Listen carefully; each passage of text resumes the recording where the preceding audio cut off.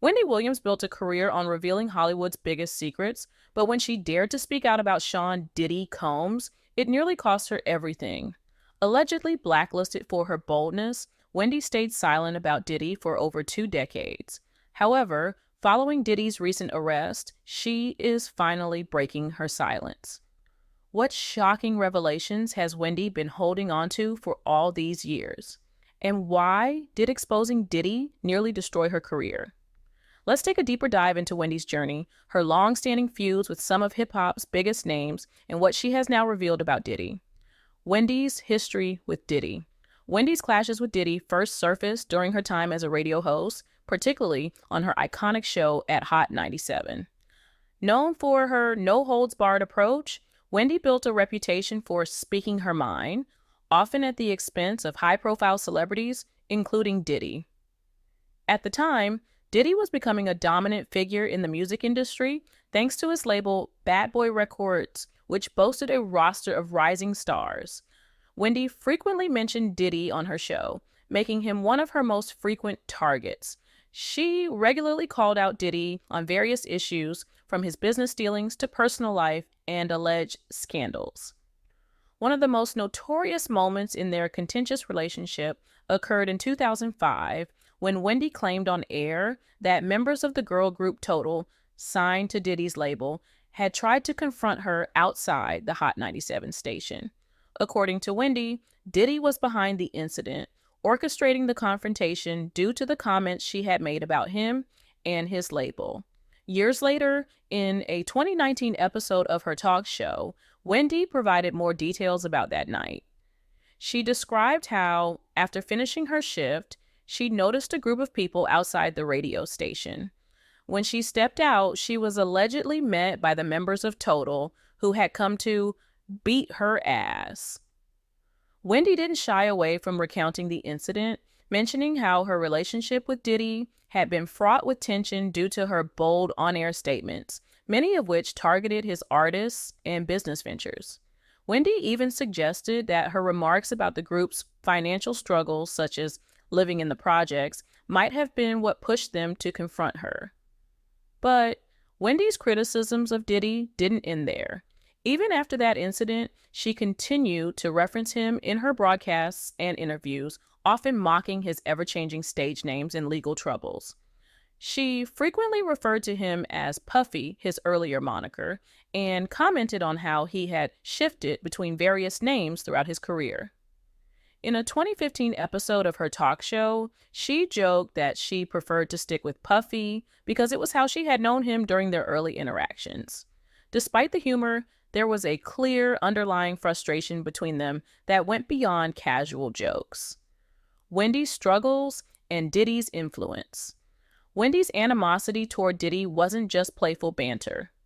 In her 2004 book, The Wendy Williams Experience, she opened up about her feelings toward him, claiming that Diddy had tried to derail her career by silencing her. She recalled the emotional toll these clashes had taken on her, referring to the hell Diddy had put her through. While Wendy insisted that she didn't hate him, it was clear that she hadn't forgotten the struggles she endured as a result of their feud. She described how Diddy's influence made it difficult for her to advance in the industry. Despite the tension, Wendy continued to discuss Diddy's career and personal life well into the 2010s. One recurring topic was Diddy's apparent reluctance to settle down. Wendy regularly commented on his relationships, hinting at his playboy lifestyle and suggesting he was juggling multiple women.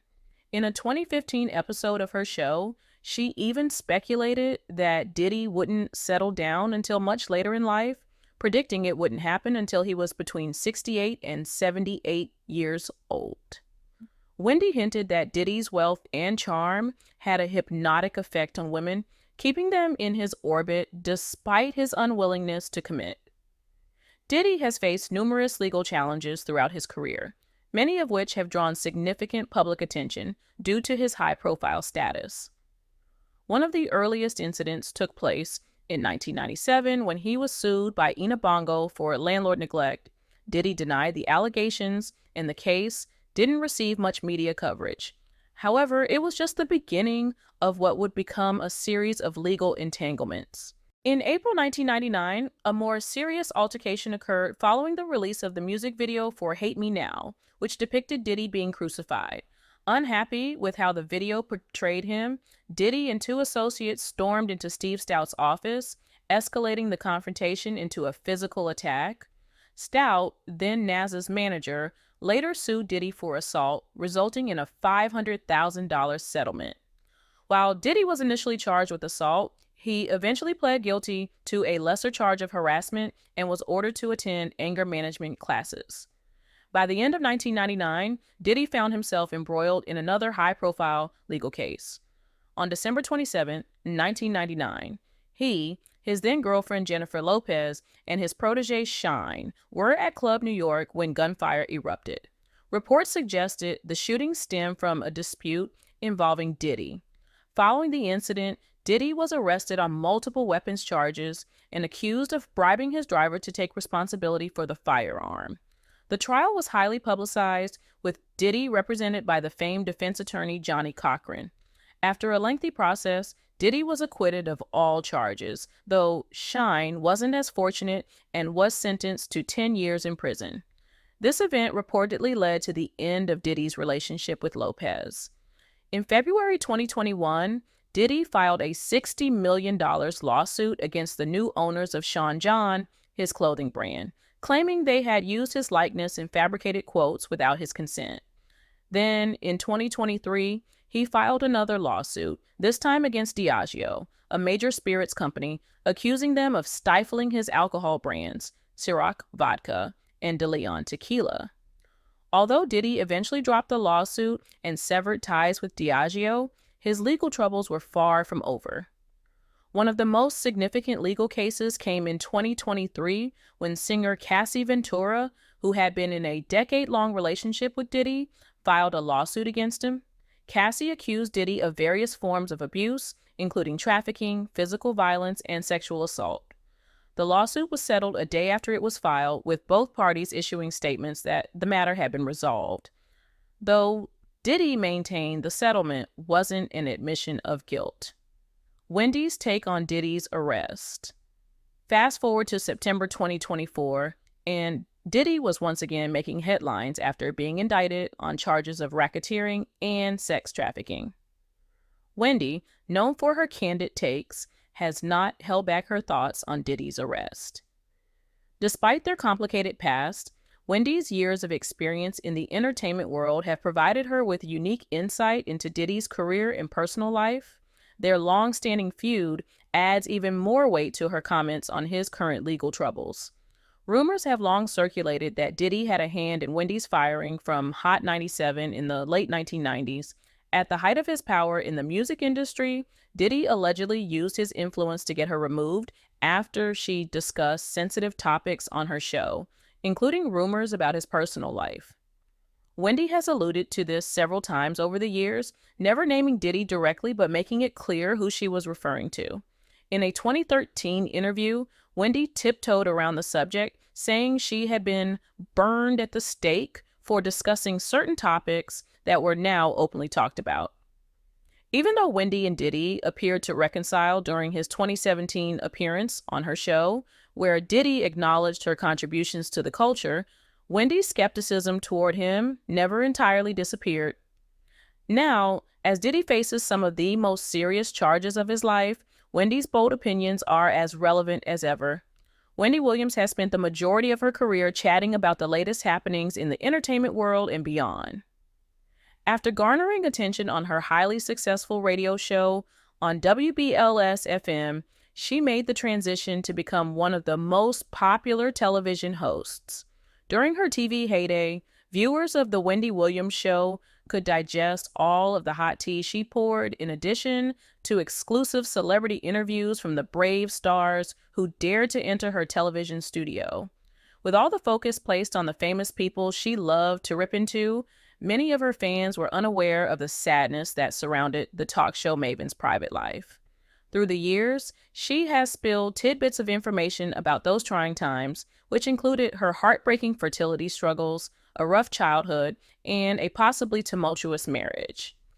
While Williams was forced to take an extended hiatus from her show to navigate multiple health issues, including complications from Graves' disease and other issues, early 2024 brought news of a more dire diagnosis, rendering it vastly unlikely, if not impossible, that she'll ever return to the job that made her a star. At the apex of a showbiz career that saw her being a radio shock jock before becoming one of the queens of daytime television, Williams had the nation eating out of the palm of her hand, with viewers champing at the bit in anticipation of all of her juicy gossip. She was known to light up whenever the cameras turned and built a brand based on her outsized personality that brought her both fame and fortune. But sadly, she wasn't always living the dream. Honestly, my life before 21 sucked, she told people, revealing she'd experienced lifelong issues regarding her body image that had dogged her since childhood. Those issues were prevalent both at school and in her home life and led to some extreme childhood behavior involving what she ate. My first diet was in the first grade, she explained. Tuna fish and mustard with yogurt on the side. Weight was a big thing for me to overcome. In an interview with ABC News, Williams shared even more grueling details of the difficulties she experienced growing up. I had a very tortured childhood, she said. I was tortured. They fat shamed me. It took some time, but Williams finally grew to accept and love her body, and her relationship with her parents, including her mom Shirley, did a complete 180. With the turmoil behind them, her parents are now her biggest fans. In 1999, Wendy Williams married Kevin Hunter. She filed for divorce in 2019 after 2 decades of marriage. Early in their marriage, they decided to start a family. However, Williams hit a painful and unexpected roadblock. There was a hiccup with a couple of miscarriages, she told people. Life is hard on us women.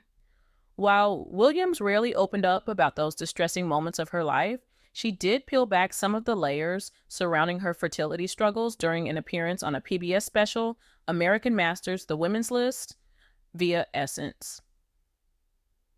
I fought tooth and nail to be a mother, she stated.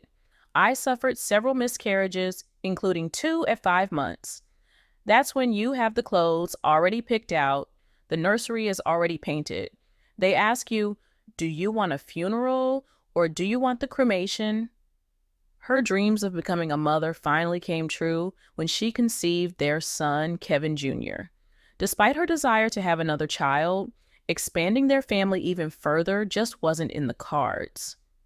I would have loved to have had more children, but I don't want to test my blessing, she said. Viewers who watched the annual Halloween episode of The Wendy Williams Show in 2017 were shocked when Williams, costumed as the Statue of Liberty, wobbled around, her eyes rolled back, and she passed out right there on stage. After EMTs arrived and pumped her full of electrolytes to bring down her blood pressure, Williams continued filming the show as if everything were perfectly fine. She initially claimed she had simply overheated in her costume, but after taking a hiatus from the show to tend to her health, she decided to come clean about her real diagnosis. She told People magazine in March 2018 that she had been diagnosed with Graves' disease and hyperthyroidism 19 years prior. Williams later admitted she had canceled one of her doctor's appointments to attend a business meeting instead, not realizing how much she was endangering her health.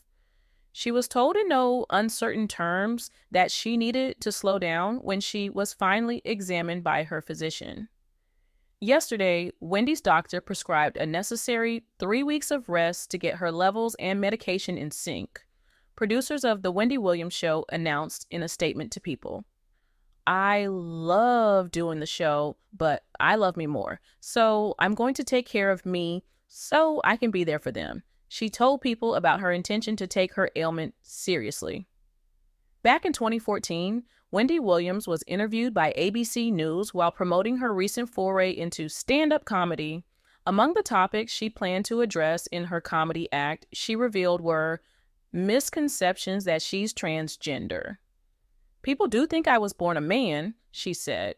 Elaborating further, the talkative TV host added, I get it. I've got a strong face, a strong body. I'm 5'11. I wear wigs. I get it.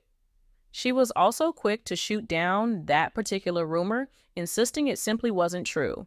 She also said that claims she transitioned from male to female didn't bother her at all. Do I get upset with it? No, she said. However, she also blasted the rumor as both mean-spirited and hurtful. I get where that comes from, but in my opinion, there's no worse way to insult a woman than to say she looks like a man. But there's nothing you can call me at this particular point, she added. I've been dealing with this for decades.